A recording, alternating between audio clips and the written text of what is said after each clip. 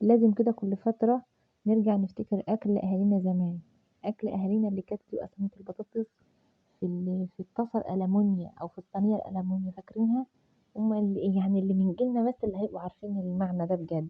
كمّل الفيديو معايا للآخر واعملوا متابعة للقناة ودوسوا لايك.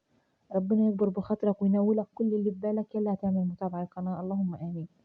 لازم يا جماعة كل فترة كده الواحد برضه بيشتاق لأكل زمان وروايحه وشكله، بس عايزة أقول لكم ما بيطلعش زي بتاع زمان، يعني الواحد محفور في ذكرياته ريحة معيّنة وطعم معيّن ومذاق معيّن ما بيعرفش يرجع له برضه. زمان لمّا كنا بقى نقعد نخبز ونخلّص الخبيز بتاعنا كده ونقوم ونعمل بقى صينية البطاطس دي نحطها في الفرن جنب الرز المعمّر، يا سلام بقى! تشم ريحتها ما كانش بيبقى صينية بطاطس كده عادية لأ، والله العظيم كانت بتبقى كإن فيها سُكّر.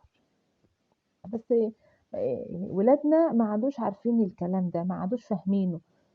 طبعًا الجيل غير الجيل وبتفرق، بس الواحد كل فترة كده بيحب يفكّر نَفْسه وبيحب يعمل الحاجة اللي هو بيشتاق لها برضه. عايزة أقول لكم إن هُم بيبقوا قاعدين يقولوا لِك إيه اللي أنتِ عاملاه ده، أو إيه اللي أنتِ طابخاه ده، أو أنتِ حتى عاملة في دي ليه؟ يعني أنا مثلًا عندي صواني تيفال بس أنا ما طلّعتهاش لسه. الواحد مهما يكون برضه بيلِف لفِّته وبيرجع للألمونيا بتاعته.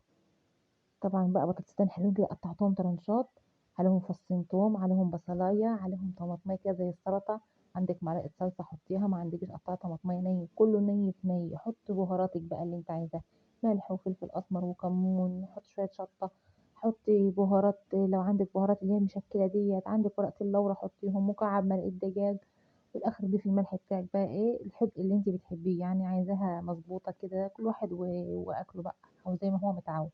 وعليها معلقة سمنة كده محترمة وسيبيها تتشوح على البوتاجاز كده مع نفسها، أول ما تلاقيها نزّلت كل المَيّة بتاعتها تقومي جاية موطية عليها بقى ومغطياها وسايباها، تاكلي أحلى صينية بطاطس ممكن تاكليها في حياتِك. لو غابت شوية في السِوَى ضيفي لها كبشة شوربة، ما عندكيش خلاص ما فيش.